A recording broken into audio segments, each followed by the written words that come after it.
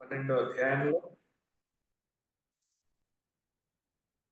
10వ అధ్యాయం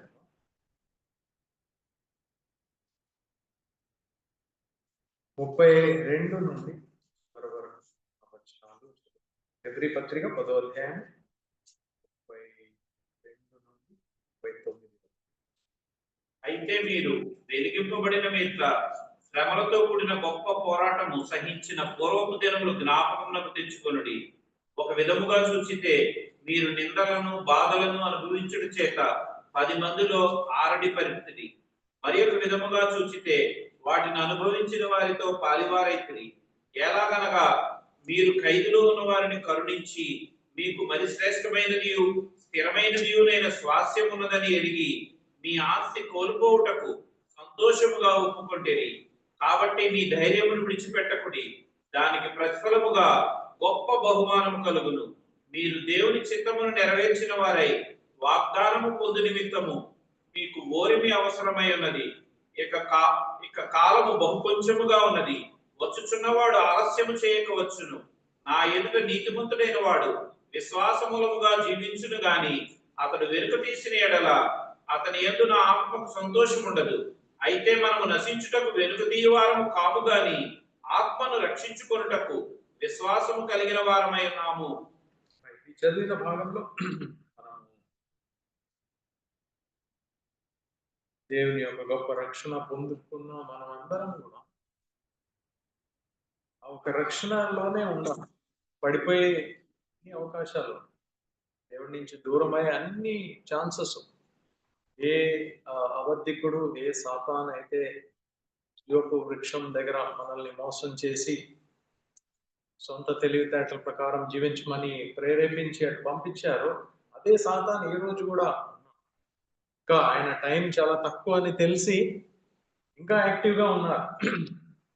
కానీ దేవుని పిల్లలైన మనము ఎప్పుడైతే మన దృష్టి అంతా కూడా దేవుని వాక్యము, దేవుడు చెప్పిన మాటలు నమ్మి ఆయన కొరకు ఎదురు చూసే ఒక గురి కలిగి ఉంటే మనకు ప్రమాదం లేదు. ఒకవేళ మనం మెల్లిగా ఆ పక్కన చూసామనుకోండి, పక్కనున్న గాలి, తుఫాన్లు, పోరాటాలు ఇవన్నీ చూసి కొంచెం డైవర్ట్ అయినా కూడా మన విశ్వాసాన్ని ఆయన కదిల్చి వేస్తారు. సో మన ఏ దేవుడిని అయితే పట్టుకున్నామో, ఏ దేవుడి విషయంలో అయితే మీకు నమ్మిక కలిగిందో ఆ దేవుణ్ణి పట్టుకొని ఉండడం చాలా అవసరం ఈ చివరి దినాల్లో. చివరి దినాలు అంటే ఎప్పటి నుంచో మన లాస్ట్ డేస్ కొరకే చూస్తున్నాం. యేసుక్రీస్తు ప్రభు వచ్చిన సమయం నుంచి చివరి దినాలు మొదలైపోయినాయి. యేసుక్రీస్తు ప్రభు ఎప్పుడైతే వచ్చారో, రక్షణను ఇచ్చారో, ఆ రోజు నుంచి సంవత్సరాలు దినములు అయిపోయినాయి, దినములు గంటలు అయిపోయినాయి. ఇంకా చివరి గంట అని చెప్తా ఉన్నారు, చివరి ఒక అవర్ మిగిలి ఉంది అని చెప్తా ఉన్నారు యోహాను రాసిన పత్రికలో. సో ఈ రోజు మన పరిస్థితి ఏంటి? చివరి మినిట్స్ లో ఉన్నామేమో మనం. సో మనము సిద్ధంగా ఉండాల్సింది చాలా వెరీ వెరీ ఇంపార్టెంట్ అన్నమాట. మరి మీ జీవితంలో యేసుక్రీస్తు ప్రభు దగ్గరికి మీరు ఎలా వచ్చారో నాకు తెలియదు. ఎవరు మీకు సువార్త చెప్పారో, ఏ కాలంలో చెప్పారో, తల్లిదండ్రుల కాలంలో చెప్పారా, మీ కాలంలో చెప్పారో నాకు తెలియదు.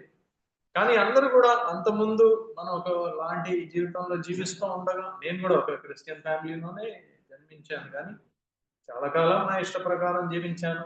చర్చికి వెళ్తాము, అన్ని చేస్తాం, కానీ ఒక గురి కలిగి లేదు. జీవిస్తున్నాం తప్ప ఓకే అందరూ వెళ్తున్నారు చర్చ్కి, మనము వెళ్ళడము, క్రిస్మస్ సెలబ్రేట్ చేస్తాం, గుడ్ ఫ్రైడే అబ్జర్వ్ చేసుకుంటాం, ఇవన్నీ చేస్తాం. కానీ ఆయనలో ఉన్న రక్షణ కానీ ఏంటి, ఏం చేయాలి, ఇవన్నీ ఒక ఐడియా కూడా లేదన్న. కానీ ఒక కాలంలో 30 సంవత్సరాల ముందు దేవుడు సమయంలో మాట్లాడాడు. అప్పటి నుంచి మళ్ళీ దేవుడి పైన ఒక నమ్మకం కుదిరింది, ఇంకా బలంగా ముందుకు వెళ్ళడం అనేది జరిగింది. మరి మీ జీవితాల్లో ఎలా ఉందో నాకు తెలియదు. చాలా మంది ఇళ్లలో మనం చూస్తాం, ఇంట్లో మీరు ఒకరే నమ్ముకున్నారే, బంధువులు ఎవరు నమ్ముకోలేదా, సమ్టైమ్స్ భర్త నమ్ముకోకపోవచ్చు, భార్య మాత్రం నమ్ముతారు. ఎంతో పోరాటం, వాళ్ళు అసలు ఒప్పుకోరు. ఎందుకంటే బరువు ఏమవుద్ది, మరి ఇది చాలా తక్కువ కులం వాళ్ళ దేవుడు, వాళ్ళు ఏదో నమ్ముకున్నారు కానీ మీరు మీరు నమ్ముకోవడం ఏంటి అని చెప్పి ఇలాంటి ఎంతో పోరాటము ఘర్షణ ఫేస్ చేసే వాళ్ళు ఉన్నారు. ఇక్కడ రాసింది కొంతమందిని అయితే వాళ్ళని, బాబు నీకు ఆ దేవుడు వెంబడించాలనుకుంటే వెంబడించు, ఏం ప్రాబ్లం లేదు, కానీ ఈ ఇంటి ఒక వారసుడుగా ఇంకా నువ్వు లేవు, ఫర్గెట్ అబౌట్ ఇట్. సహోదరులు ఉన్నారు, వాళ్ళ మధ్యలో పంచిపెడతాను, నీకు మాత్రం ఒక పైసా ఇవ్వను. విడిచిపెట్టి వచ్చిన వాళ్ళు ఉన్నారు,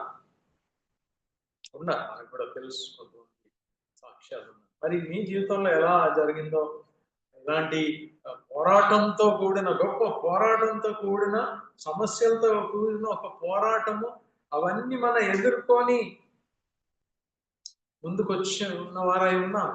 లేకుంటే అంత అవలేదు, పర్వాలేదు, ఎలా అన్నా సరే ఈ చివరి దినాల్లో మనం వదిలిపెట్టకుండా ఉండడం చాలా అవసరం.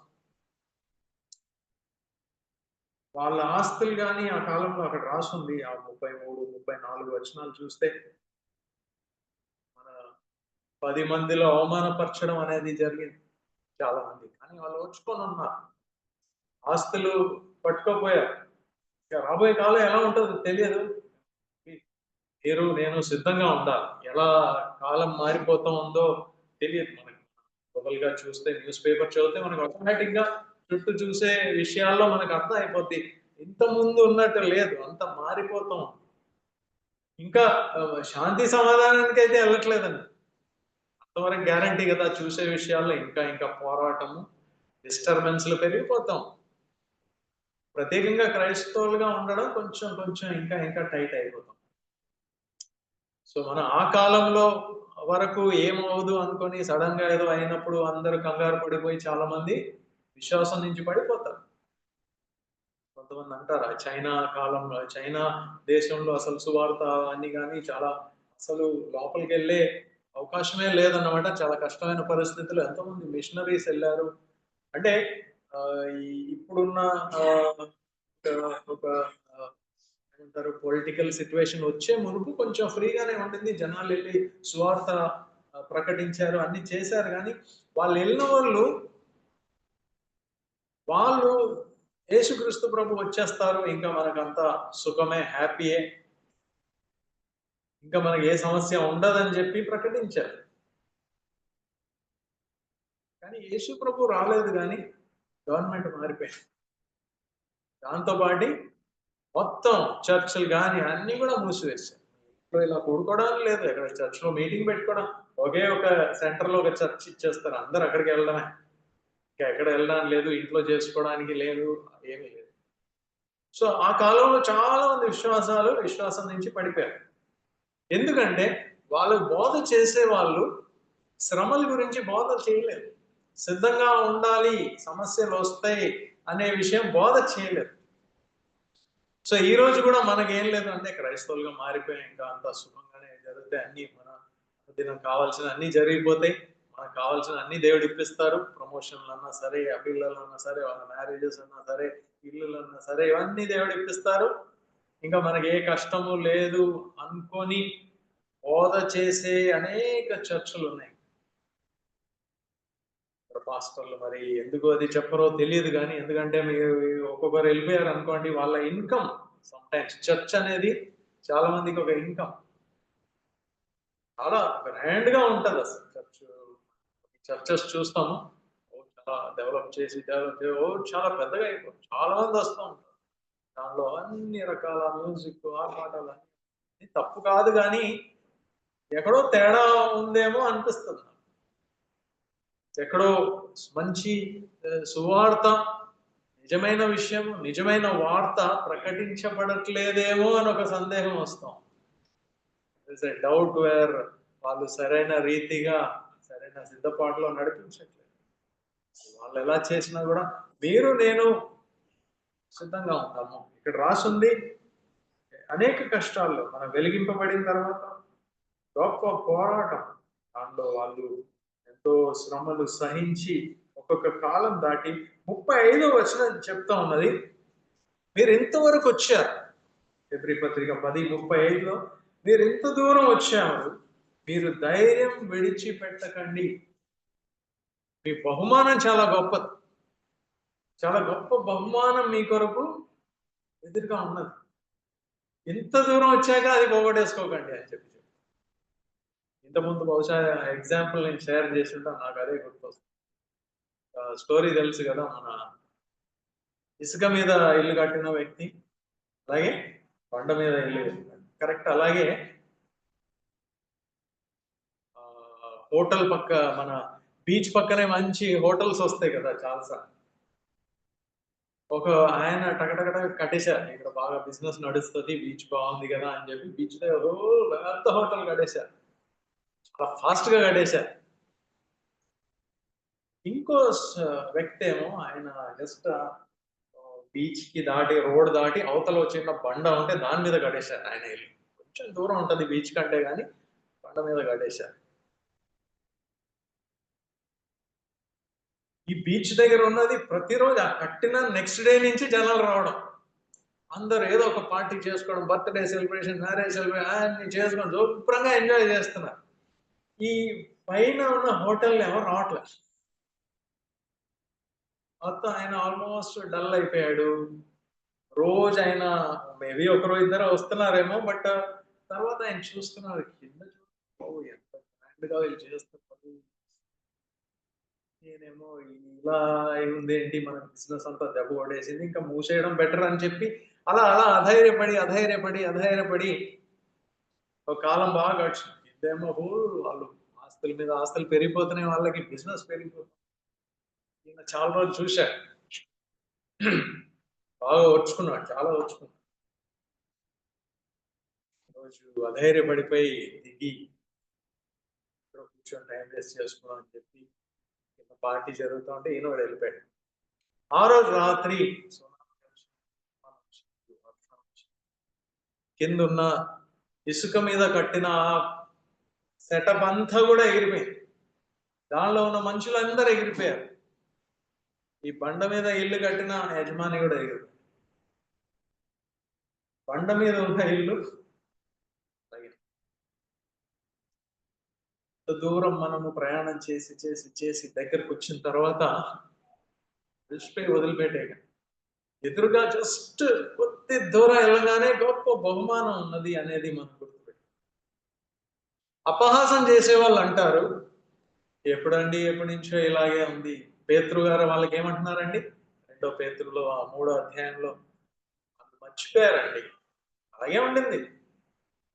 ఎక్కడి నుంచి అండి వరదలు ఎక్కడి నుంచి వస్తున్నాయండి, ఎక్కడి నుంచి వస్తాయండి, అంతా అలాగే ఉంది అండి, భూమి పునాది వేయకుండా ఏం అవ్వలేదు. కానీ మొదటి నోవా గారు అక్కడ కట్టుకునే అంతా కూడా వేస్ట్, టైం వేస్ట్. ఆ ముసలో ఏదో చేసుకుంటూ ఉన్నాడు, ఇన్ని సంవత్సరాలు ఏదో కట్టుకుంటూ ఉన్నాడు, ఏమవుద్ది అన్నారు.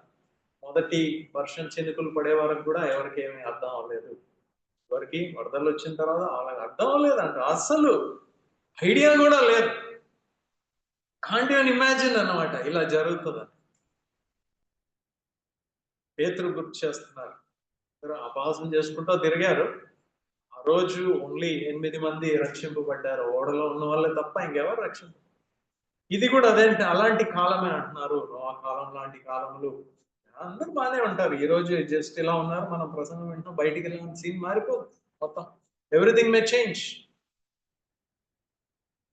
మన విశ్వాసము, మన ధైర్యము వదిలిపెట్టకుండా పట్టుకోమంటున్నారు. 37వ వచనం చూడండి, 36 చూడండి. మనకి అంత బాగానే ఉంది, కానీ ఆ వాగ్దానం పొందడానికి మనకు కొంచెం ఓర్పు కావాలంటున్నారు. Need a little more patience, సహనం కావాలి అంతే. మన జీవితాల్లో ఇంకా ఏమి జరిగినా జరగకపోయినా మనం ఏదైతే నమ్ముకున్నామో గలంగా నష్టం ఏం లేదు, కష్టం ఏం లేదు, కానీ ఎందుకో పక్కన వాళ్ళది బాగుంది కదా అని అనిపించవచ్చు, హ్యాపీగానే ఉన్నారు కదా అని చెప్పి అనిపించవచ్చు. వాళ్ళకి ఎందుకు హ్యాపీగా ఉంటదంటే వాళ్ళ పద్ధతులు వాళ్ళకి దానిలో ఆనందంగా ఉంటది. కానీ మనకి జీవపు వృక్షం దొరికింది, మంచి గని దొరికింది మనకి.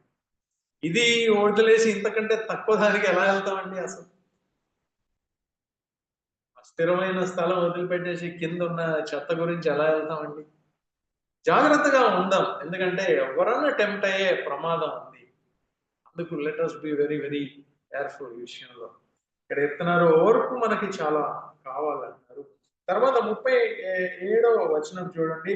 ఇంకా చాలా కాలం చాలా బహు కొంచెంగానే ఉన్నది. Only very very little time is there అంటున్నారు. కానీ ఈ విషయం గుర్తుపెట్టుకోండి, ఇది రాసి ఒక 2000 సంవత్సరాలు అయిపోయింది. అప్పుడే చెప్పారు, ఇప్పుడు ఇంకా చాలా కొంచెం అయిపోయింది అనేది మనం గ్రహిద్దాము. కొంచెమే ఉంది, ఓన్లీ వెరీ లిటిల్ టైం. ఆయన అసలు ఆలస్యం చేయడు అంటున్నారు. ఈ విల్ నాట్ డిలే అంటున్నారు.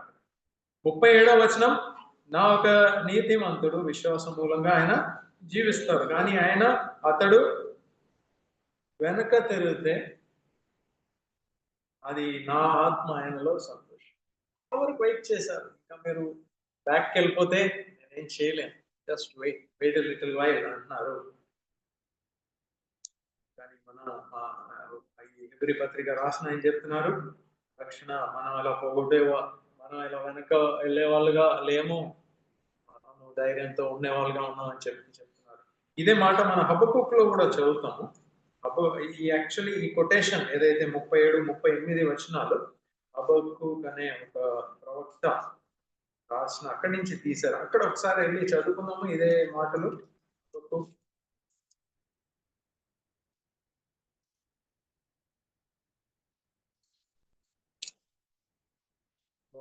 హబక్కుకులో 2వ అధ్యాయంలో 3-4 వచనాలే ఇది. దర్శన విషయం నిర్ణయ కాలంలో జరుగుతుంది. అది సమాప్తం అవుద్ది గ్యారంటీగా. అది ముందుకెళ్తా ఉంది అంటూ ఉన్నారు. ఖచ్చితంగా నెరవేరుతుంది అంటున్నారు. ఆలస్యంగా వచ్చిన కనిపెట్టమని చెప్తున్నారు. తప్పగా జరుగుతుంది అంటున్నారు.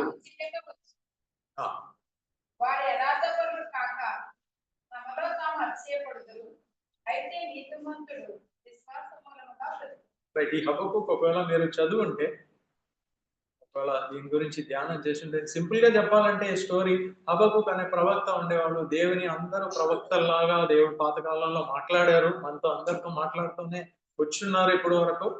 ఆ కాలంలో ఇజ్రాయెల్ జనాలు కానీ వాళ్ళు ఎంతో పాపంలో జీవించారు. హబక్కుక్ చెప్పి చెప్పి విసిగిపోయారు. బాబు మార్చుకోండి, దేవుడికి ఇష్టం లేదు మీ పద్ధతులు, ఎంత చెప్పినా వాళ్ళు వినలేరు. సో మొదటి అధ్యాయంలో కొద్ది వరకు మనం చదువుతూ ఉంటే అక్కడ అర్థం అవుతుంది, హబక్కుక్ చాలా డిస్టర్బ్ అయిపోయి, ప్రభువా ఏంటి ప్రభువా ఇది జరిగేది అంతా కూడా, అందరూ చెడ్డగా జీవిస్తున్నారు, మరి మీరే యాక్షన్ తీసుకోరా అని చెప్పి ఆయన డౌట్ అన్నమాట. దేవుడు అప్పుడు ఆయనకి చెప్పారు, నేను ఒక జనాల్ని ఇక్కడ వీళ్ళని శిక్షించడానికి నేను పంపిస్తున్నాను అని చెప్పి వాళ్ళ పేర్లు కూడా చెప్పేశారు. కల్దీయులు అనగా నెబుకద్నెజరు, బబులోను వారు, వాళ్ళని పంపిస్తున్నారు అని చెప్పారు.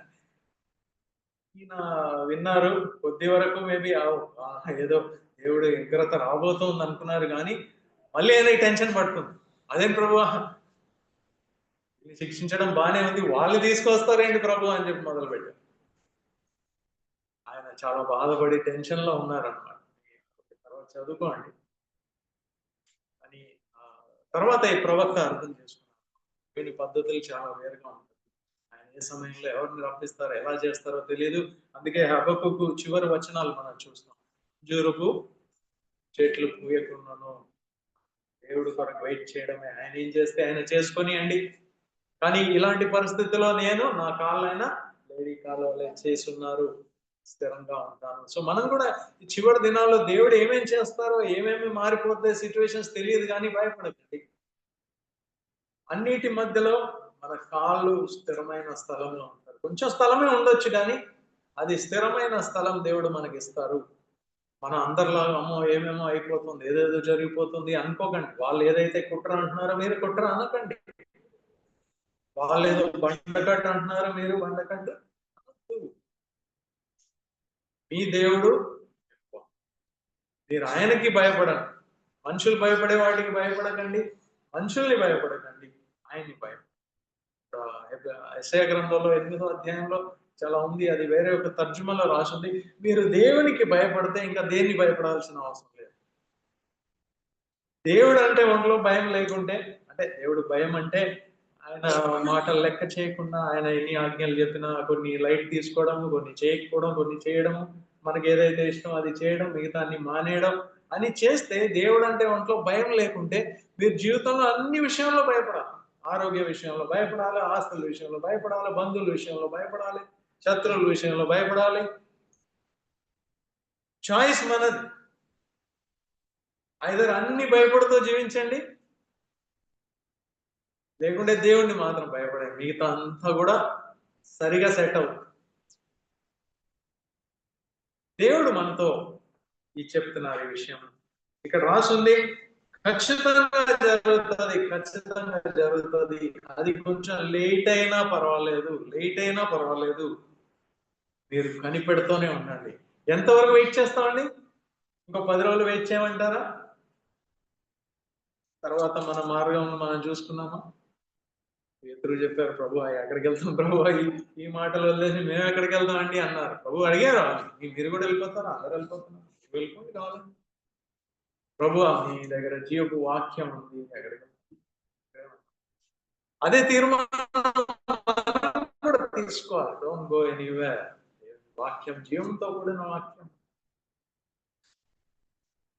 ప్రతి పరిస్థితిలో, ఎలాంటి ఇబ్బందికరమైన పరిస్థితిలో ఇది మీరు చదవండి, మీకు ఎంతో ధైర్యం వేస్తుంది.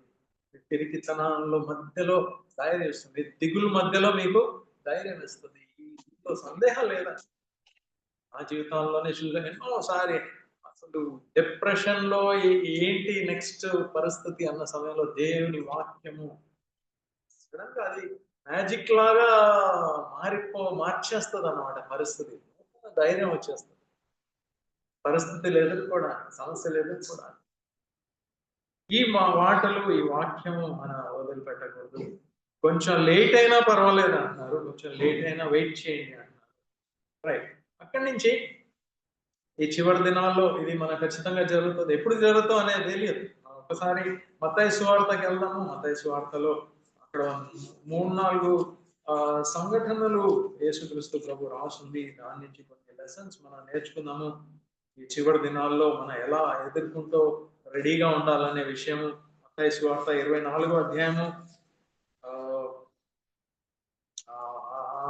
ఒక అధ్యాయం మొత్తం కూడా శిష్యులు ఆయనతో అడిగారు, ప్రభు ఇది ఎప్పుడు జరుగుతుంది, ఇవన్నీ కూడా ఆయన రాకడ ఎప్పుడు ఉంటది, ఇవన్నీ అడిగినప్పుడు ఆయన కొన్ని సూచనలు చెప్పారు. మీకు అందరికి తెలుసు. మత్తయి సువార్త 24వ అధ్యాయంలో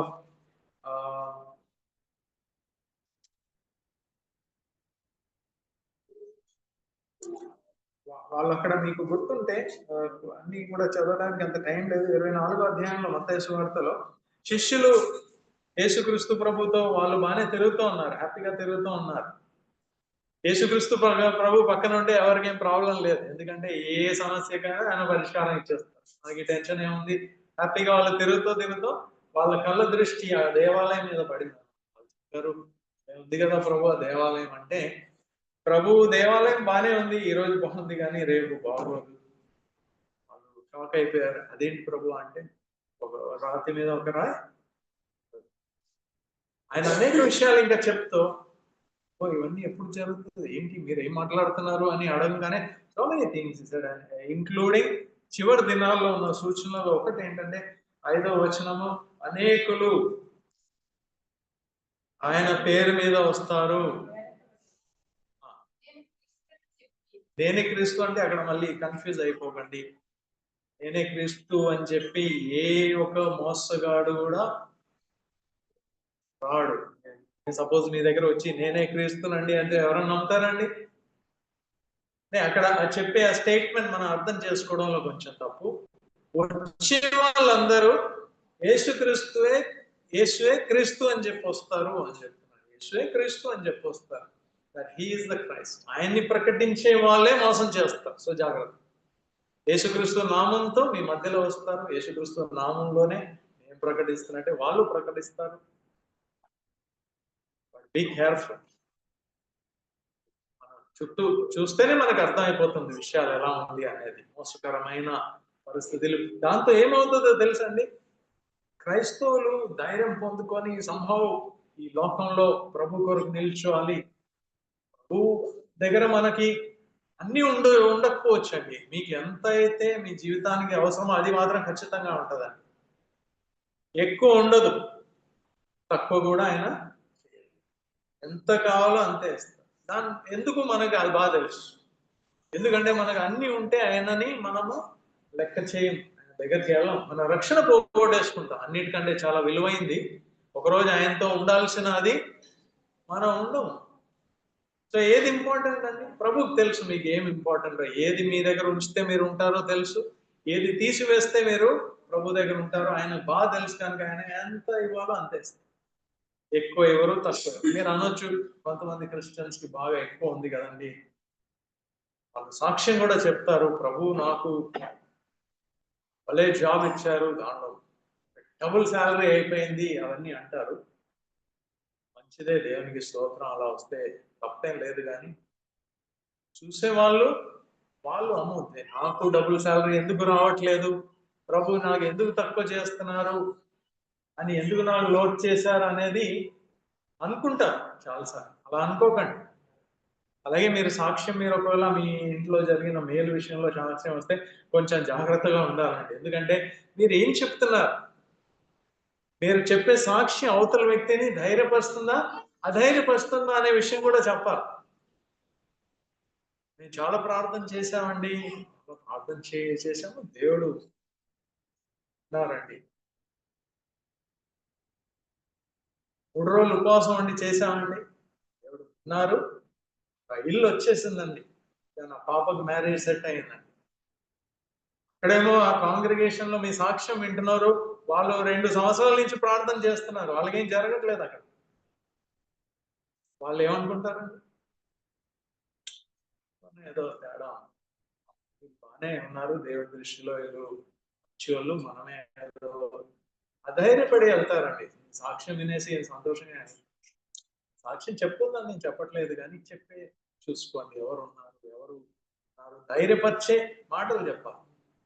సాక్ష్యం ఏంటో తెలుసండి, ఏదన్నా దేవుని మహిమపరిచేదే సాక్ష్యం చెప్పాలి. చాలాసార్లు మన సాక్ష్యాల్లో మన గొప్పతనమే ఎక్కువ చెప్తాం. ఎందుకో తెలియకుండా మీరు ఎంత ప్రిపేర్ అయ్యి వచ్చినా కూడా సాక్ష్యం చెప్తున్నట్టు ఆటోమేటికలీ సొంత మహిమ గురించి ఎక్కడో ఇంట్రడ్యూస్ అయిపోతుంది. చాలా ప్రిపేర్డ్ గా వెళ్ళాలి. ఏం చెప్తున్నాను, ఎవరి గురించి చెప్తున్నాను, ఎవరు ధైర్యం,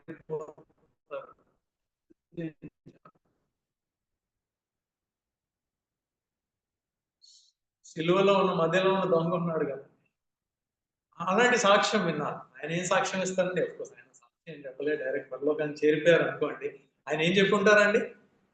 సిలువలో మధ్యలో ఎస్కేప్ అయిపోయిన దొంగ ఒకడు దొరికిపోయాడు, కానీ ఒకడేమో సేవ్ అయిపోయి పరలోకానికి వచ్చారు. ఆయన ఏం సాక్ష్యం ఇస్తారండి? అందరు అడుగుంటారు ఆయన్ని బహుశా, వచ్చా బాబు ఏమేమి సాధించావు, నువ్వు ఏమేం చేసావు, ప్రార్థన చేసావా, కూటాలకు వెళ్ళావా, ప్రేయర్ మీటింగ్స్ పెట్టుకున్నావా అంటే ఆయన ఏం చెప్తారండి? నాకేమి తెలియదండి, నేను వర్స్ట్ ఫెలోని. వాళ్ళు సిలువ కూడా వేస్తారు కింద, మీరు ఇందాక గంట ముందు.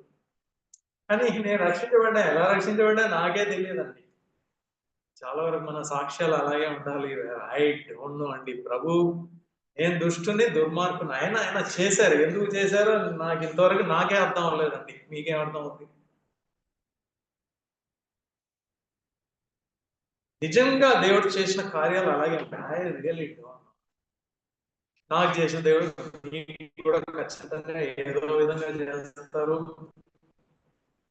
దేవుడే చేయరు నాకు తెలియదు, కానీ నాకు అయితే నా విషయం తెలియదు. ప్రభు కరుణ, కృప, దయ అంతే. నేను నా కొరకు సంపాదించింది ఏంటంటే ఒక భయంకరమైన మరణానికి అన్ని సిద్ధపాటు నా జీవితంలో నేను చేసుకున్నా. ఇంకా కొద్ది రోజులు అలా ముందెళ్తే ఖచ్చితంగా నాకు ఆ గొప్ప బహుమానం అనేది వస్తుంది. ఏంటది? నిత్య నరకం. దాని కొరకే అన్ని ఏర్పాట్లు, నా జీవితం అంతా అందుకే జీవించాను నేను.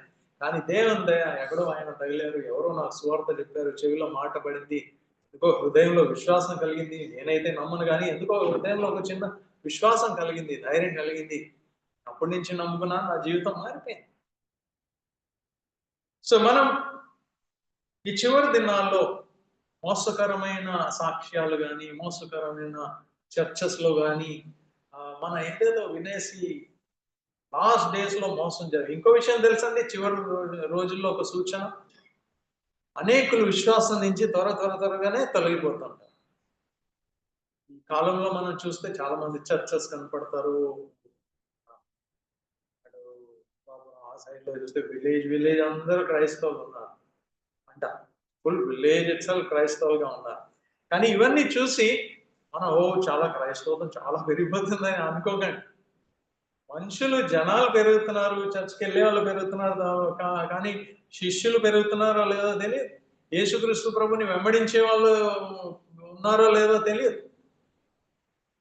అలా ఉండుంటే ఎంత డిఫరెంట్ గా ఉండేదండి లోకం అంతా కూడా. ఈ పాటికి ఆంధ్ర అంతా అలా వెలిగిపోతూ ఉండేది కాదు.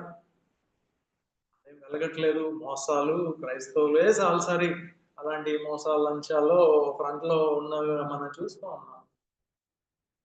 సో చివరి దినాల్లో మనల్ని మోసం చేసుకోకూడదు. అనేక మంది పడిపోతారు, అనేక మంది మోసం చేస్తారు. ఎందుకంటే వాళ్ళు ప్రభు వెనకాల వెళ్ళట్లేదండి. శిలో మార్గంలో వాళ్ళు నడవట్లేదు. అనుదిన శిలో మోసుకొని వెళ్ళట్లేదు. కనుక ఒకరోజు పరిస్థితులు మారగానే అందరు విశ్వాసంలో టకటకటగా పడిపోతుంది. అక్కడ అదే రాసింది మత్తయి సువార్త 24:5 అనే 10 మంది 10వ వచనం చూడండి. 24:10 అనేకులు అభ్యంతరపడి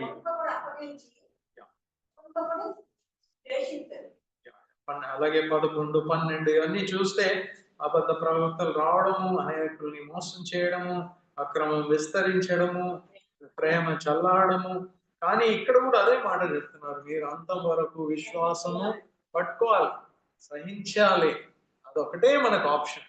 ఇంకా తర్వాత ముందుకెళ్తే 2-3 ఉదాహరణలు చెప్పారు. మత్తయి సువార్త 24వ అధ్యాయంలోనే 42 నుంచి 51 వరకు ఉన్న వచనాల్లో, మత్తయి సువార్త 24లో 42 నుంచి 51లో చిన్న సంఘటన రాస్తుంది. ఆయన ఏం చెప్తున్నారు? మెలకువగా ఉండండి, ఆయన ఏ దినం వస్తారో మీకు తెలియదు. అండ్ అలా చెప్తూ 44వ వచనం చెప్తుంది, మీరు అనుకోని ఒక గడియలో వస్తారు. తర్వాత ఆయన చెప్తున్నారు, నమ్మకమైన బుద్ధి గల దాసుడు ఎవరు? ఆయన యజమాని ఆయన్ని ఇంటి వారి మీద పెట్టి వాళ్ళకి సమయానికి తగిన కాలంలో అన్నం పెట్టడానికి పెట్టారు. సో ఇక్కడ మనం మొదటి విషయం గుర్తుపెట్టుకున్నాము, మన రక్షణ సువార్త అందరు ఎప్పుడు కూడా గుర్తు పెట్టుకోవాలి ఈ బేసిక్స్. దేవుని స్వరూపం మనం ఉన్నది పోగొట్టేసుకున్నాము. ఇంకా మనకు దొరికే ఛాన్స్ లేని కాలంలో యేసుక్రీస్తు ప్రభు రావడం, ఆయన ద్వారా మనకి మళ్ళీ ఆ జీవం పొందుకోవడం, మళ్ళీ ఆ స్వరూపం కలగడము అవకాశం, ఛాన్స్ వచ్చేసింది. ఒకరోజు ఆయన్ని చూడగానే ఆయన వల్లే మనం మారిపోతాం. కానీ ఈ మధ్యలో మన ఈ లోకంలో ఏం చేయాలి? ఈ లోకంలో దిగులు పడుతూ బాధపడుతూ చాలాసారి అలాగే ఉంటదండి లోకం. ఎందుకు బతుకున్నాను బాబు అనిపిస్తుంది చాలాసారి. ఏంటండి లైఫ్ లో ఏంటి మీనింగ్? ఎందుకు స్ట్రగుల్ గా ఉంది నా లైఫ్? అసలు నేను ఎందుకు బతుకున్నాను? ఏదో ప్రభు వచ్చేస్తే వెళ్ళిపోవచ్చు, అలా జీవించేవారు అంటారండి. అలా కాదండి. యాక్చువల్లీ దేవుని యొక్క ఉద్దేశం మన పట్ల కాదు. అలా కానే కాదు అసలు. ఒకవేళ అలా మనం జీవిస్తూ ఉంటే ఏదో తేడా ఉందండి. మన అండర్స్టాండింగ్ లో ఏదో తేడా ఉంది. పౌలు భక్తుడు ఏం చెప్పాడో తెలుసండి? ఎల్లప్పుడూ ఆనందించుడు, ఎల్లప్పుడూ సంతోషం కలిగి ఉండండి, ఆల్వేస్. ఆయన జైల్లో కూర్చొని అదే చెప్తున్నా, బయట ఉన్నప్పుడు అదే చెప్తున్నా, జైల్లో ఉన్నప్పుడు అదే చెప్తున్నా. ఏంటి మీ ప్రాబ్లం అని అంటున్నారు జైల్లో కూర్చొని. అంటే మనం నవ్వుతో ఏదో తిరగవచ్చు అని నేను చెప్పట్లేదు, కానీ హృదయంలో పరిశుద్ధాత్మ ద్వారా ఒక సంతోషం ఉంది, అది ఎవ్వరూ తీసివేయలేరు. ఒక సమాధానం ఉంటది, ఒక నమ్మకం అనేది ఉంటది, అది ఎవ్వరూ తీసివేయలేరు. అది మనం పోగొట్టేసుకోకుండా చూసుకోవాలి ఎప్పుడు. మన hృదయంలో there is a small joy ఎప్పుడు కూడా. అది పోకుండా మనం చూసుకోవాలి. అది అందరికీ it is a gift for all God's children. దేవుని ప్రతి ఒక్క బిడ్డకి దేవుడు ఇచ్చిన ఒక బహుమానం అది. గిఫ్ట్. హోలీ స్పిరిట్ మనకి దేవుడు ఇచ్చారు, పరిశుద్ధాత్మ ఇచ్చారు.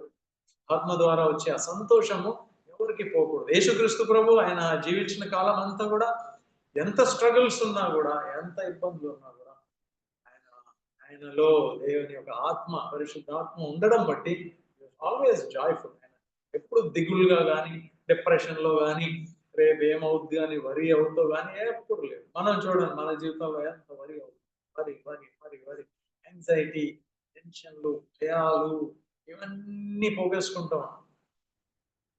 ఒక విధంగా చూస్తే అదొక పాపం. టెన్షన్ పడడము, వరి అవ్వడం. టెన్షన్ అంటే కొన్ని పనులు ఒత్తిడిలో టెన్షన్ పడడం అదేం తప్పు కాదు. ఏదో నేను అర్జెంట్ గా అక్కడ వెళ్ళాలి అంటే వెళ్ళండి, అది ఆ టెన్షన్ పడడం తప్పు అని అనట్లేదు. కానీ అనవసరమైన వాటి గురించి ఆలోచించి ఆలోచించి ఆలోచించి ఆలోచించడమే తప్ప దానికి ఒక సొల్యూషన్ అనేది లేదు. జరిగినప్పుడు ఏదో జరుగుతుంది, కానీ వరి అవుతావు వరి అవుతావు. అందరికి ఉన్న ఒక సమస్య అది. కానీ దేవుడు అలా అనుకోవట్లేదు. Is telling always rejoice, always. మీ హృదయంలో ఎప్పుడు కూడా తెస్సలోనికీయులకు రాసిన పత్రికలో ఉంది కదా, మొదటి అధ్యాయంలో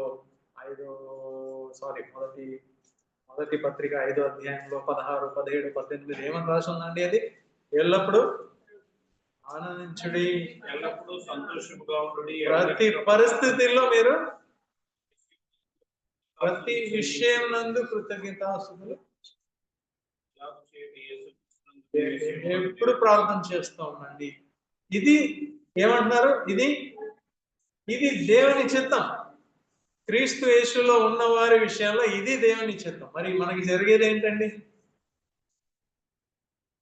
అది దేవుని చిత్తం కాదు. సో మన హృదయంలో మనం అనుకోవాలి, ఎప్పుడు ఈ మూడిట్లో ఏదో ఒకటి తిరుగుతూ ఉండాలి హృదయంలో. అయితే ప్రార్థన తిరుగుతూ ఉండాలి, కృతజ్ఞతాస్తుతులన్నా తిరుగుతూ ఉండాలి, లేకుంటే ఆనందం అన్నా ఉండాలి. ఆనందం పోయిందనుకోండి, ప్రార్థన చేయండి, దేవుడు ఏదో ఒకటి చేస్తారు, థ్యాంక్స్ చెప్పండి, కాసేపు సంతోషంగా ఉండండి, మళ్ళీ ఏదో వస్తుంది, మళ్ళీ ప్రార్థన చేయండి, మళ్ళీ థ్యాంక్స్ చెప్పండి, మళ్ళీ సంతోషించండి. ఇది ఈ సైకిల్ మన హృదయంలో ఎప్పుడు తిరుగుతాం. దేవుడు అంత చక్కటి ఒక అనుభవం ఇచ్చారు. అలాగే ఈ కొద్ది కాలం ఇలా దిగులుగా పడమని కాదు దేవుడు మనల్ని ఉంచింది. మన చివరి క్షణం వరకు కూడా సంతోషంగా ఉత్సాహంగా ఉండొచ్చు. చివరి క్షణం వరకు కూడా పౌలు భక్తుడు ఆ చివరి క్షణాలు వచ్చాయని తెలిసినప్పుడు ఆయన ఏం చెప్పారండి? నా పని అయిపోబడింది, ఐ హావ్ ఫినిష్. దేవుడు ఏదే పని అయితే ఇచ్చారో అది నేను ఫినిష్ చేశాను. ఇంకా అవసరం నాకు కిరీటం ఉన్నది. కాన్ఫిడెంట్ గా ఉన్నారు ఆయన, దిగులు పడట్లేదు, ఏమీ లేదు. ఆయన చివరి దినాల్లో చాలా ఒంటరిగా ఉండిపోయారు, ఒక్కరే ఉండిపోయారు, ఎవరు లేరు సహాయం చేయడానికి. ఒక్క ఫ్రెండ్ కూడా మిగలలేదు అనమాట. ఎంతమందికి ఆయన సువార్త ప్రకటించారు, ఎవరూ లేరు, ఒక్కడే ఉన్నాడు. కానీ ఆయన నాకేం ప్రాబ్లం లేదు అంటున్నారు. ఆయన సంతోషంగా ఉన్నారు. రోజులు పెట్టేశారు, ఏం పర్వాలేదు, ప్రభు ఉన్నారు నాతో, ఇల్లు ఆయన ఉన్నారు, ఎందుకు దిగులు. సో ఈ చివరి దినాల్లో జ్ఞాపకం పెట్టుకోండి, మన ఇక్కడ ఊరికే టైం వేస్ట్ చేసుకొని సంభవం టైం పాస్ చేయడానికి కాదు, ఒక ప్రత్యేకమైన పని ఉంది దేవుడు మనకిచ్చారు. మన అందరి పట్ల ఒక ప్రత్యేకమైన పని ఉంది. ఏం పని అంటే మీరు అనుకోవచ్చు, నేను ఎక్కడా ప్రసన్నం చేయట్లేదండి, దేవుని వాక్యం షేర్ చేయట్లేదు. అసలు అది పని కానే కాదండి. ఏదో దేవుడు ఇచ్చిన ఒక పని, అది ఒక పని ఇచ్చారు కాబట్టి అది చేయడం తప్ప అది కాదు ప్రాముఖ్యమైన పని. ఎన్నో పనులు ఉంటాయి. ప్రార్థన మీరు చేయొచ్చు, ఇతరుల కొరకు ప్రార్థన చేయొచ్చు, అనేక మంది కొరకు ప్రార్థన చేయొచ్చు. అన్నిటికంటే ప్రాముఖ్యమైన పని ఏంటో తెలుసండి? ఏ సువార్త అయితే దేవుడు మీకు ఇచ్చారో, ఏ వాక్యం అయితే దేవుడు మీకు ఇచ్చారో, ఆ వాక్యము మనలో శరీరం ధరించేలాగా చూసుకోవాలి. It should become in to action. మనం చదువుతాం ఏదన్నా, కానీ అది మళ్ళీ మన జీవితంలో ఒక పార్ట్ అయిపోవాలి. అంటే అది కనపడాలి బయటికి అది దేవుడు ఏదైతే లోపల ఇచ్చారో అది మనము బయట తెలుస్తూ ఉండాలి. మనుషులు మన వెలుగు బయట అందరికీ కనపడాలి. అంటే వెలుగు అందరికీ కనపడాలని చెప్పి ఏదో వేషధారణ జీవితం కూడా ఉంటది, అందరు చూసేలాగా మనం చేసే అది కాదండి. ఇది నాలో పనిచేసే దేవుని యొక్క కార్యక్రమం వల్ల ఆటోమేటిక్ గా అందరికీ అలా వెలుగు కనపడుతూనే ఉంటుంది. అలాంటి ఒక జీవితం కొరకు దేవుడు మనల్ని పిలుచున్నారు. మనకి దేవుడు ఇక్కడ మన ఈ చదివిన భాగంలో నమ్మకమైన బుద్ధిగల దాసునికి ఏం పని ఇచ్చారండి? ఆ ఇంట్లో ఉన్న వారిని చూసుకోమని చెప్పచ్చు. దేవుడు మన ఇంట్లో తగిన కాలంలో వాళ్ళకి ఆహారం పెట్టాలి. చాలాసారి స్త్రీలు ఉన్నారు, మీ జాబ్ మీ ఇంట్లో జనాల్ని చూసుకోవడం ఏదన్నా సరే, యజమాని అయిండొచ్చు, దాసుడు అయిండొచ్చు, ఏదన్నా. మనం ఒక ఇంట్లో యజమాని అనుకోండి, ఇంట్లో ఉన్న దాసులు కానీ వీళ్ళందరినీ చాలా విలువగా ఎంచుకొని చూసుకోవాలి. వీళ్ళే ఈ టీంని నేను చూసుకోవాలి. నా జీవితంలో ఇంకా మిగిలిన పని ఇదే అన్నమాట, ఇదే చూసుకో. నేను సపోజ్ ఉద్యోగంలో ఉన్నాను, నేను తోటున్న వాళ్ళతో నేను కాపరేషన్తో పనిచేయాలి. ప్రతిదానికి నేను ఎందుకు చేస్తానండి అడ్డుకుంటూ బతకడం కాదు. నా దగ్గరకు వస్తే ఏ పనన్నా చెప్పండి, నేను చేయడానికి రెడీగా ఉన్నాను అన్నట్టు ఉండాలి. యవనస్తులు ఉన్నారు, చదువుకునే వాళ్ళు, ఒకే టీచర్ ఇచ్చారు, ఆయన పని పాట లేదు, ఏదో పెద్ద హోంవర్క్ ఇచ్చారు అని చెప్పి మనం సనుక్కోకుండా, ఏముంది ప్రభు ఏం నేర్పించారండి, భుజం మీద ఒక లోడ్ వేస్తే 1 కిలోమీటర్ వేస్తే 2 కిలోమీటర్ నడవమన్నారు. ఆయన దానికి కెపాసిటీ కూడా ఇస్తారండి. క్రిస్టియన్స్ అంటే చాలా పవర్ఫుల్ పీపుల్. అది మనం ఏమైనా సాధించవచ్చు. క్రీస్తులో మనము సమస్తం చేయగలుగుతాం. ఇంకో పక్కన ఆయన లేకుండా ఏమి చేయలేము, అది కూడా వాస్తవమే. ఆయన అందు ఉన్న వాళ్ళు మనం ఏమన్నా చేయగలుగుతామండి, అసాధ్యమైన ఏమీ లేదు. కాకపోతే మన క్రైస్తవ జీవితం ప్రభు చిత్త ప్రకారం మనం సపోజ్ ఇంట్లో దాసులో లేదే చక్కటి పని చేయాలి, ఫుల్ ఎఫర్ట్ తో పని చేయాలి. ఫుల్ ఎఫర్ట్ తో ఇంట్లో ఉన్న యజమానులు కానీ అందరూ సాటిస్ఫై అవ్వాలి నా పని. ఆఫ్ కోర్స్ వాళ్ళు సరిగా చూసుకుంటారో లేదో దాని లెక్క వాళ్ళు అప్పచెప్పాలి ఒకరోజు. కానీ నా వరకు వాళ్ళు ఏం చేసినా కూడా నేను చక్కగా నా పని చేయాలి. అలాగే యజమాని అనుకోండి, వాళ్ళ దాసులతో సహా పిల్లలతో సహా యజమాని రోల్ ఏంటి, ఓకే ఈమె దాసురాలుగా నా ఇంట్లో వచ్చా, సర్వెంట్స్ ఉంటారు కదా మన, ఈమె నా కస్టడీ, నా కంట్రోల్, ఈమె క్షేమం చూసుకోవడం నా బాధ్యత. కరెక్ట్ అయిన ఫుడ్ పెట్టడం, ఆరోగ్యకరమైన ఫుడ్ పెట్టడం. మనం అందరూ ఆరోగ్యకరంగా పెట్టేసి వాళ్ళ మిగిలింది నిన్నటిది అభివృద్ధిలో లోపల బయట చేసుకొని తినే మనకి చెప్పడం కాదు. నేను ఏదైతే తింటానో అంతే ఆరోగ్యం వాళ్ళది కూడా చూసుకోవాల్సిన బాధ్యత నాకు ఉంది. దాని విషయంలో ఏమనుకుంటారో నాకు తెలియదు, కానీ ఇది చక్కటి జీవితం. మీరు సంతోషంగా ఉండడమే కాదు, ఇతరులకి మీ సంతోషం, ప్రభు మీకు ఇచ్చిన రక్షణని బయట ఆ సంతోషం అంతా కూడా బయట వెలిగాను. ఆఫీసుల్లో చూస్తాను చాలాసార్లు, ఏదో పని చెప్పేశారు, వాళ్ళకి పని పడలేదు, ఏదో అన్ని నా మీదే రుద్దుతూ ఉంటారు. ఎందుకండి అలా చెప్పడం? సనుక్కోకుండా గొనుక్కోకుండా జీవించమనే ప్రభు నేర్పించారు. సనుగులు సంశయాలు మాని ఈ లోకంలో ఎలా జీవించాలంటే జ్యోతిర్వలే. లోకం అంతా సనుగుతూ ఉంటారు, నువ్వు రైట్ ఏముంది మళ్ళీ చేద్దాం ఏముంది అని చెప్పి సంతోషంగా చేసే కెపాసిటీ దేవుడికి ఇచ్చారు. మన సనుగుతూ ఉన్న వాళ్ళకి సనుగుడే ఇచ్చారు దేవుడు. ఆ జీవితకాలం అంతా సనుగుతూ వచ్చేస్తారు, టైం పాస్ చేసుకుంటారు. మీకు నాకు అలా దేవుడు ఇవ్వలేదండి.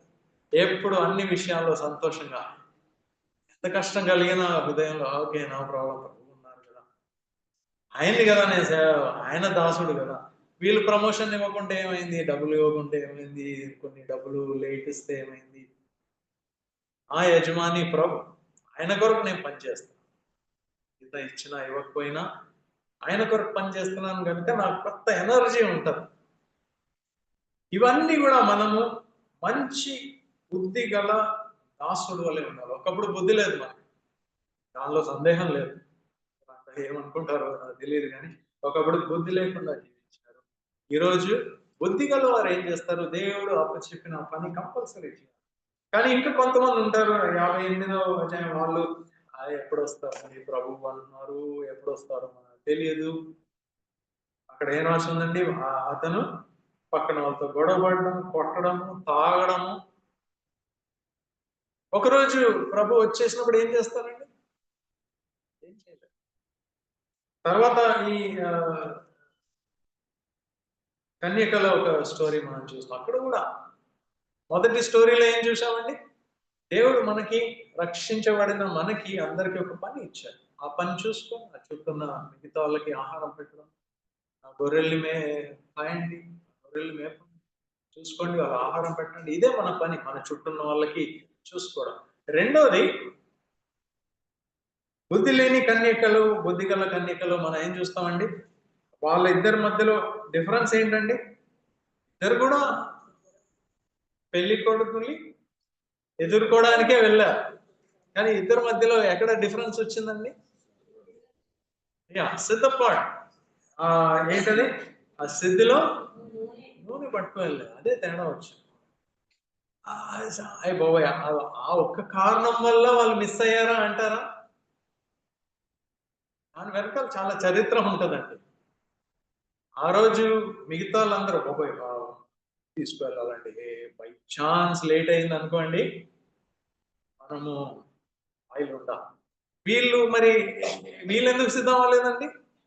లైట్ క్యాజువల్, నన్ను కాకుండా ఎవరు రానిస్తారు అని చెప్పి బయలుదేరేశారు. చేస్తారులేండి, అప్పుడు చూద్దాం, అంతా ఉంది కదా దీంట్లో.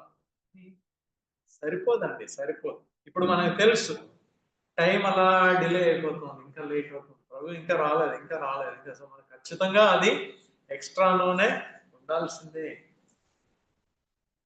పరిశుద్ధాత్మ ఒక సహాయం తీసుకొని ఆ కొంచెం నూనె ఎప్పుడు కాపాడుకుంటూ ఉండాలి. మీ విశ్వాసం కొంచెం కాపాడుకోవాలి, మీలో ఉన్న ప్రేమ కొద్ది కాపాడుకోవాలి, నిరీక్షణ కాపాడుకోవాలి. ఈ చిన్న చిన్న ఈ బాటిల్స్ ఎక్కడో దాచిపెట్టుకోవాలి, అన్ని పోయినా కూడా ఆ ఒక నిరీక్షణ పట్టుకోవాలి, ఆ ఒక ప్రేమ వదిలిపెట్టేయకూడదు, విశ్వాసం వదిలిపెట్టేయకూడదు.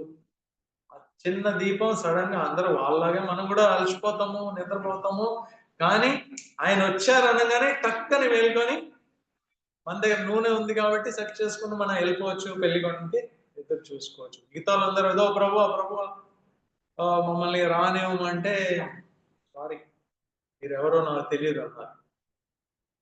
అలాగే అనేక మంది దేవుని సేవలో ఉన్న వాళ్ళు లైట్ గా చేస్తారు ఈ సేవ పని. పర్వాలేదు, నేను కాకుండా పాస్టర్గా నేను ఇన్ని ప్రసంగాలు చేశాను, 10 సంవత్సరాల నుంచి చేస్తున్నాను, నేను కాకుండా ఇక ఎవరు వెళ్తారు అనుకున్నామంటే అంతే సంగతి. ప్రమాదం ఏంటో తెలుసండి, మన సిద్ధపాటులో రెడీగా ఉంటాం తప్ప జీవించడంలో మీరు జీవిస్తారేమో కానీ నేను సిద్ధపాటులో ఉండిపోతాను. ఏ ప్రసంగం అయితే మీకు చెప్తున్నానో అది నాకు కూడా చాలా అవసరము, నేను దానిలో ఎదిగితేనే నాకు ఉపయోగపడుతుంది, మీరు విన్నవారు మీరు ఎదిగితే మీకు ఉపయోగపడుతుంది. సో అందరూ జాగ్రత్తగా ఉండాల్సిన చాలా అవసరం. సో మెలకువగా ఉండండి అంటున్నారు. సో ఒక కేటగిరీ మనం చూసాము, సిద్ధంగా ఉండండి, మీకు చుట్టూ దేవుడు ఇచ్చిన ఆ పనులు చేసుకోండి, పిల్లలు అయితే చదువుకోండి, ఉద్యోగ బాధ్యతలు ఉన్నారు ఉద్యోగం బాగా చేసుకోండి, ఇంట్లో ఉన్నవారు మీరు మీ చక్కగా మీ పని చేయండి, అక్కడ ఎవరు తేడా చెప్పకూడదు. పిల్లలు పెంచే విషయంలో కానీ, మిగతా వాళ్ళని చూసుకునే దాసరాల విషయంలో కానీ, అన్ని కూడా మనం చూసుకోవడంలో ఎక్కడ తేడా చేయకూడదు. పర్ఫెక్ట్ గా నా జాబ్ చేయాలి, ఈ రోజు వెళ్ళే టైం అయిపోతే పౌలు భక్తుడు వల్లే మనం చెప్పగలగాలి, నేనైతే చేయాల్సిన అన్ని చేశానండి, ఏమి మిగిల్చలేదు, ఏది పెండింగ్ పెట్టుకోలేదు, దేవుడికి నాకు లెక్క కానీ మనుషులతో లెక్క కానీ ఏమి నేను పెండింగ్ పెట్టలేదని వెళ్ళడానికి సిద్ధంగా. సో మన పని మన టైంకి చేయాలి. ఈ బుద్ధి లేని కన్యక వలె లైట్ గా జీవించకూడదు క్రైస్తవ జీవితం. పర్వాలేదు వెళ్ళిపోవచ్చు, ఏం పర్వాలేదు, అలా చేయకూడదు. ఆయన వచ్చే సమయం నాకు తెలియదు, don't know the time, maybe ఇంకా డిలే అవ్వచ్చు, ఇంకా డిలే అవ్వచ్చు. డిలే అయినా వెయిట్ చేయండి అంతే, మీకు ఆప్షన్ ఏమీ ఇవ్వలేదు. ఇజ్రాయేలీలు ఐగుప్తు నుంచి ముందు బాగానే మెటీరియల్ అంతా పట్టుకు వెళ్ళారు, ఫుడ్ అంతా పట్టుకు వెళ్ళారు, అయిపోయింది ఫుడ్, అయిపోయింది కానీ ఏం చేశారండి? ఏంటి ఏదో మోషే గారు ఏదో సామాన్లు ఏమైనా పట్టుకొచ్చారా అని చెప్పి అటు ఇటు చూసిన మోషే గారు ఏం తీసుకురాలేదండి, వీళ్ళు తెచ్చిందే. అయిపోయింది, ఆకలి వేసేస్తారు. సాయంకాలం అయ్యేసరికి ఏడుపు మొదలు పెట్టారు, బాగా మొదలు పెట్టారు. 2 రోజులు అయిపోయింది, 3 రోజులు అయిపోయింది, ఇంకా అడగక్కర్లేదు, అందరు గోల గోల గోల. దేవుడికి తెలియదా అండి? ఇక పైన దేవుడు అయిపోయి వీళ్ళకి చేయలేదండి వంటలు, ఏది సామాన్లు లేవి అని చెప్పి ఆయన పైన టెన్షన్ పడుతున్నారు అనుకుంటున్నారండి? ఆయన చూస్తున్నారు ఎంతవరకు వీళ్ళు ఉంటారు, స్టాండ్ అవుతారు చూద్దాం. ద్వితీయోపదేశ కాండ 8వ అధ్యాయంలో చదవండి, పరీక్ష చేస్తున్నారు. God is testing them. ఉంటారా లేదా పారిపోతారా, సనుగుతారా, గొనుగుతారా, దేవుడు ఇచ్చిన ఈ గొప్ప రక్షణ కాకుండా మనకి ఇంకేమీ అవసరం లేదండి ఈ లోకంలో. ఇంకా నాకు ఒక పైసా ఇవ్వకుండా నా జీవితంలో ఐ హావ్ నో కంప్లైంట్స్ అనే ఒక స్థితిలో మనం జీవించాలి. ప్రభు నువ్వు ఇవ్వాల్సిన అన్ని ఇచ్చా, ఇంకా నాకేమీ అక్కర్లేదు, ఏమి ఇచ్చినా బోనసే. నాకు రక్షణ ఇచ్చేసావు, ఐఎమ్ మోర్ దాన్ హ్యాపీ. నన్ను రక్షించడమే చాలా గొప్ప విషయం. అది మీ దగ్గర నేనేం అడగను, నీ కొరకు ఏం చేయాలో నేను మ్యాక్సిమం ట్రై చేస్తాను. సహాయం చేయి, ఇంట్రెస్ట్ దయచేయి, నేను అన్ని చేసేస్తాను నీ కొరకు. అంతే, దట్స్ ఆల్ ఐ నీడ్. మనకి దేవునితో పాటు చాలా అడిషనల్ అటాచ్మెంట్లు కావాలి. మనకి ఇది కావాలి, అది కావాలి, అది కావాలి. అప్పుడే ఈ దేవుడు నా దేవుడు. కాదండి, ఆయన ఇవ్వాల్సిన అన్ని ఇచ్చేసారు. మనం ఆయన పరీక్ష చేయకూడదు. ఆయన టైంలో ఆయన ఇస్తారు ఖచ్చితంగా. యేసుక్రీస్తు ప్రభు ప్రార్థన, ఆయన్ని పరిశుధాత్మ నడిపించారు అరణ్యంలోకి. ఆయన ఒక రోజు ఉన్నారు, 2 రోజులు ఉన్నారు. ఏదో ఫుడ్ పెట్టాలి కదా, దేవుడు పెట్టట్లేదు. ఒక రోజు, 2 రోజులు, 3 రోజులు, 40 రోజులు అయిపోయింది. 40 days దాటిపోయింది. అపవాది చూస్తూ ఉన్నారు, ఎక్కడ పట్టుకోవాలి అక్కడే పట్టుకోవాలని చెప్పి వెయిట్ చేస్తూ ఉన్నారు. ఇప్పుడు చూద్దాం ఆయన స్టాండ్ అవుతారో లేదో అని వెళ్ళి అడిగారు. సార్ ఇంత కష్టపడిపోతూ ఉంటారు, మీరు చేసుకోవచ్చు కదా కొంచెం బ్రెడ్ అవన్నీ, దేవుడి కుమారుడు అని మొన్న ఏదో చెప్పారు కదా, బాప్తిజం అప్పుడు విన్నారు కదా, ఎంత కాన్ఫిడెన్స్ ఉంటే మరి దేవుడు చూసుకోవాలి కదా. ఆదం దగ్గర కూడా అదే చెప్పారు, అవల దగ్గర అదే చెప్పారు. దేవుడైతే మీరు చూసుకోవాలి కదా, మీకు ఎందుకు ఇవ్వలేదు? యేసుక్రీస్తు వారు చక్కటి మాటలు చెప్పారు మనకు కూడా ఈరోజు. అది మనుషుడు రొట్టి వలన కాదండి జీవించేది, చచ్చిపోయినా పర్వాలేదు కానీ చెంది నేను తీసుకుంటాను, ఆయన ఇవన్నీ నాకు అవసరం లేదు. ఇంకా 2-3 పరీక్షలు పెట్టారు. అన్నిట్లో కూడా యేసుక్రీస్తు ప్రభు దేవుని వాక్యంతో, మీరు నేను కూడా దేవుని వాక్యంతో బతకాల్సిందే. విశ్వాసం ఉంది, తగ్గిపోతా ఉంది, కాపాడుకోండి. ప్రేమ ఉంది, కాపాడుకోండి. అందరూ ద్వేషించినా పర్వాలేదు, ప్రేమ మీరు కాపాడుకోవాలి. ఎప్పుడు ద్వేషించకూడదు, మీరు ప్రార్థన చేయాలి, ప్రేమ చేయాలి. ఆ సిచ్యువేషన్ మారిపోతే ఆ రోజు మీకు పనికి వస్తాయి. ఇంకా చాలా విషయాలు ఉన్నాయి లేండి, కానీ ఈ రోజుకి చాలు. ఈ లాస్ట్ డేస్ లో డిలే అయినా కూడా వెయిట్ చేయండి.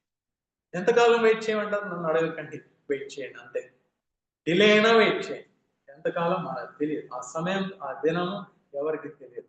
అలా అని చెప్పి భయపడుతూ ఉండడానికి కాదు ప్రభు పిలిచింది. మీకు పని ఇచ్చాడు, ఆ పని చేస్తూ ఉండండి. 2-3 ఉదాహరణలు ఉన్నాయి. దానిలో మొదటి ఉదాహరణ చూసాం కదా, మీ చుట్టూన్న పరిస్థితులు, మీ చుట్టూన్న జనాలు మీ బాధ్యతగా చూసుకోండి.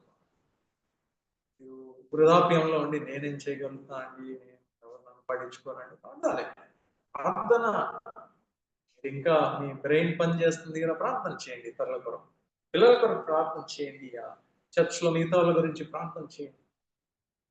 ఆ పవర్, ప్రార్థనలో ఉన్న పవర్ చాలా అద్భుతమైంది కదా. ఆ ఒక పవర్ ఈ రోజు మీ చేతిలో ఉన్నది. మిగతా పనులు ఏమి లేవు, ఈ ఒక పని పెట్టుకోండి. అలాగే అందరికీ రకరకాల పనులు దేవుడు ఇచ్చున్నారు, అది చేయండి. నాకు పాస్టర్ గారు పని ఇవ్వలేదు, ఇంకేదో అనుకోకండి. వేరే వాళ్ళ పరిచర్య మనకు వద్దు.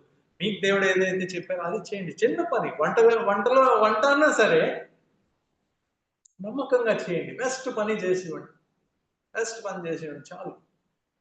ఏ పేర్లు ఒక విశ్వాసం ఎలా చెప్పారండి? ఆయనకి ఎప్పుడు మనసులో నా బెస్ట్ చేయాలండి. దేవుడు కైనేమో ఏదో తెచ్చిచ్చేసేవాడు. ఏబేల్ ఏం చెప్పారు? ఆయన ఆయన ఆయన అర్పణ కాదు, అర్పణ క్వాలిటీ గురించి మాట్లాడట్లేదు, ఎంత విలువైన అర్పణ గురించి చెప్పట్లేదు. ఆయన మైండ్ లో ఏదో ఒకటి ఉండేది, ఆయనకి నేను ఏదో ఒకటి చేయాలి, ఏదో ఒకటి బెస్ట్ ఇవ్వాలి ఆయన చెప్పి మనసు ఉండేది. అదే దేవునికి అంగీకారం. ఏబెల్ ఆయనకి చాలా ఇష్టం. ఎందుకంటే మనస్సు దేవుడికి ఏదో చేయాలి. దావీదు దేవుని హృదయం వెనకాల ఉన్న మనిషి అని చెప్పి ఆయన పేరు వచ్చింది. ఎందుకండి ఆయన దేవుడి కొరకు ఏదో ఒకటి నేను చేయాలి, ఏదో పాట రాసేద్దాం, పాడేద్దాము, అన్ని ఆయనకు అలాంటి ఉత్సాహమే. God wants somebody. ఈ లోకంలో అందరు నాకు దేవుడు ఏమిస్తారో అని చూసే ఒక లోకంలో నేను దేవుడి కొరకు ఏం చేయగలుగుతాను, దేవుడిని ఎలా సంతోషపెడదాం అని చెప్పి మనం చూసేవారుగా do things to help others. అలాగే మన ఉన్న విశ్వాసం మనం కాపాడుకోవాలి, అది పోకూడదు. ఈ ఈ వేరే వాళ్ళని సహాయం చేసే క్రమంలో ఇది పోకూడదు, ఇది పట్టుకోండి. అలాగే దేవుడు మనకి ఇచ్చిన తలాంతలు, మీకు ఈచ్ పర్సన్కి ఒక అబిలిటీ ఇచ్చి ఉంటారు. ఆ అబిలిటీని మనం రెట్టింపు చేసుకుని ఉండాలి. ఏదన్నా సరే, పరిచర్య మనం చేయించుకోవడానికి రాలేదు కానీ పరిచర్య చేయడానికి వచ్చాను. ఇతరులకి నేను సహాయం చేయడానికి వచ్చాను. నేను మీ దాసు, I'm here to help you. మీకేం కావాలో చెప్పండి, నేను చేస్తాను అని ఒక మనస్సు కలిగి ఉండాలి. అందరికంటే తక్కువ నేనెందుకు చేయాలండి అనకుండా, నేను సీనియర్ని ఇక్కడ అనకండి.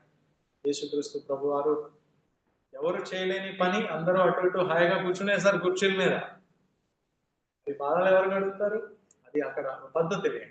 ఇక్కడ పాదాలు మనం కడగాల్సిన పని లేదు, కానీ అక్కడ ఒక పద్ధతి, పాదాలను కడగడం యాజ్ ఎ డిసిప్లిన్ అన్నమాట. మరి కూర్చునేశారు. ఇప్పుడు ప్రభు వారు లేచి షర్ట్ తీసేసి టవల్ కట్టుకొని వాటర్ తెచ్చి కడిగేశారు. ఆయనకి ఏం ప్రాబ్లం లేదు. I'm here to serve you, to help you. నీకు సహాయం చేయడానికి వచ్చారు. ఒక క్రమం అది. మనం ఆయన అడగలేదు, ఆయనే వచ్చారు. నీకు సహాయం కావాలని తెలిసి అదే క్రమము మనం కూడా పాటిద్దాం. ఈ చివరి దినాల్లో చివరిగా ఒకసారి జ్ఞాపకం చేస్తాం, దేవుడు మనకి చక్కటి రక్షణ ఇచ్చారు. ఏం అవసరం లేదు. ఈ రక్షణని మనము, ఈ గొప్ప రక్షణను మనము పోగొట్టేసుకోకూడదు, నిర్లక్ష్యం చేయకూడదు, లైట్ తీసుకోకూడదు. పాపం నుంచి రక్షించబడ్డ ఎంత గొప్ప విషయమో తెలుసండి. అప్పుల్లో నుంచి మనల్ని రక్షిస్తే మనకి ఎంత హ్యాపీగా ఉంటుందండి. మీకు అప్పులు ఉన్న వాళ్ళకి తెలుసులేండి ఆ సమస్య. రోజు టెన్షన్ పడి పోదాం అనిపించిన టైంలో ఎవరో వచ్చి మీ రుణాలు తీర్చారు అనుకోండి, ఎంత హ్యాపీ, పోయి ఎంత మెంటల్ గా ఎంత ఫ్రీ అయిపోయి డాన్స్ ఆడుతూ వెళ్ళిపోతాం కదా. అంతకంటే ఎంతో ఈ భయంకరమైన పాపం అంటే రేపు మనల్ని ఆ నరకంలో పడగలిగిన కెపాసిటీ ఉన్న ఆ చెత్త, ఆ చిన్న తాగుడు, నోరు జారి మాట్లాడటము, ఈ చెత్త చెత్త చెత్త చెత్త చెత్త అన్నిటి నుంచి ప్రభు మనకు విడుదల ఆఫర్ చేస్తున్నారు. విలువైన రక్షణ కదండి, చాలా విలువైన రక్షణ కదా. రక్షణ ఎంత గొప్ప రక్షణ ఉన్నాము. దీన్ని నిర్లక్ష్యం చేయాలి. పట్టుకొని ఉందాము, విశ్వాసాన్ని పట్టుకోం. ఎంత లేట్ అయినా పర్వాలేదు, పట్టుకొని ఉందాము. ఏదైతే దొరికిందో మళ్ళీ దొరకకపోవచ్చు, మళ్ళీ వదిలిపెట్టేస్తే మళ్ళీ ఏ ఏ ఒక యాగం, బలియాగం కూడా లేదు మనకి, ఏమి లేదు, ఇంకా ఏం చేయడం లేదు. ఓన్లీ ఇంకా ఆయన ఉగ్రత రావడానికే సిద్ధం అవడానికి తప్ప. గొప్ప రక్షణని వదిలిపెట్టేస్తే you lose everything. Hold on. ఇంకా కొద్ది కాలమే అంటున్నారు. ఈ హెబ్రీ పత్రిక రాసిన ఆయన ధైర్యం చెప్తున్నారు, వస్తుంది, గ్యారంటీగా వస్తుంది. లేట్ అవుద్ది, అది కూడా గ్యారంటీ. లేట్ అవుద్ది కానీ వస్తుంది. వెయిట్ చేయండి. రైట్? దేవుడి